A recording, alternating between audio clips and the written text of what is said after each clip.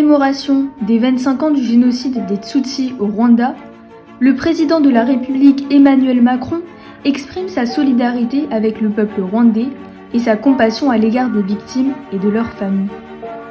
Il salue le travail de mémoire conduit par les rescapés et a souhaité que la date du 7 avril soit désormais une journée de commémoration du génocide des Tutsis qui a fait entre 800 000 et 1 million de morts en 1994. C'est à cette occasion que notre équipe a pu interviewer le président. Bonjour, monsieur le président, nous sommes en direct de Job News TV et c'est un immense honneur d'être à vos côtés aujourd'hui. Bonjour, moi de même. Pourquoi avez-vous décidé de mettre en place une journée de commémoration du génocide de Tutsis? Et au final, quelle est la spécificité des génocides, monsieur le président? Les Tutsis ont été mis à mort en tant que peuple, car ils incarnaient une minorité ethnique, donc une différence. La spécificité des génocides, c'est de considérer que l'on est coupable d'être soi-même. C'est pourquoi la France attache une telle importance au travail de mémoire et d'histoire qui succède à la sidération. En instaurant cette journée de commémoration, la France entend contribuer à faire reconnaître le génocide de Tutsis comme un crime contre l'humanité, contre la civilisation. La position de la France est constante contre toutes les formes d'oubli, d'indifférence ou de négation qui sont une nouvelle tentative d'anéantissement. Car tout génocide porte avec lui, en lui, la tentative de nier le crime commis. Ne pensez-vous pas, monsieur le président, que cette journée de commémoration, permettant, comme vous dites, un travail de mémoire, peut relever des tensions? Le souvenir peut être douloureux, n'est-ce pas? Et puis, cette journée vise-t-elle à culpabiliser les Français comme certains tweets le diraient?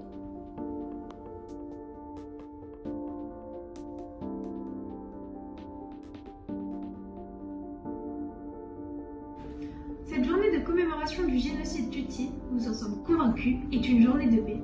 Elle n'est célébrée au détriment d'aucun peuple. Organiser cette journée de commémoration, tous les 7 avril, c'est signifier que le combat contre la barbarie concerne tous nos concitoyens. Et peut-être qu'il est un combat contre une tentation humaine dont l'histoire récente démontre que des peuples entiers peuvent y succomber, plutôt que cette négation de notre humanité. Nous pouvons emprunter le chemin de l'honnêteté intellectuelle. Il semblerait donc que sur Twitter, certains Français n'ont pas compris le but de cette journée. Et donc je trouve ça encore une fois très instructif d'avoir accepté cette interview afin d'éclairer nos chers Français. Et d'ailleurs, que voulez-vous dire, monsieur le président, par le chemin de l'honnêteté? Quel type de chemin est-il possible d'emprunter?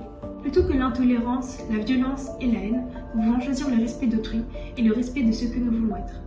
Et c'est en empruntant ce chemin, avec courage et lucidité, que nous achèverons d'apaiser les cicatrices, sans rien oublier, pour transformer le temps des douleurs et parfois des supplices en un temps de la réconciliation et de l'amitié. Merci pour ces explications, monsieur le président. Les juridictions populaires rwandaises chargées de juger la grande majorité des auteurs présumés du génocide des Tutsis de 1994 finiront leurs travaux en décembre, a annoncé le ministre de la Justice rwandaise, Tarsis Karugarama. Qu'avez-vous donc pensé de la mise en place de ces tribunaux Gacaca? Les tribunaux Gacaca ont permis aux proches des suspects du génocide de s'asseoir avec les survivants pour juger de façon équitable ceux qui ont commis ces crimes, ce qui est à mon sens très important. Grâce à ces tribunaux, il y a eu la possibilité de juger plus d'1 million de dossiers, une grande réalisation qui aurait été impossible autrement. Et d'après vous, ces tribunaux ont fait un bon travail? Oui, en effet, il y a eu des peines d'emprisonnement allant de 5 à 10 ans, des peines de perpétuité totalisant 5 à 8% des verdicts ou encore des acquittements.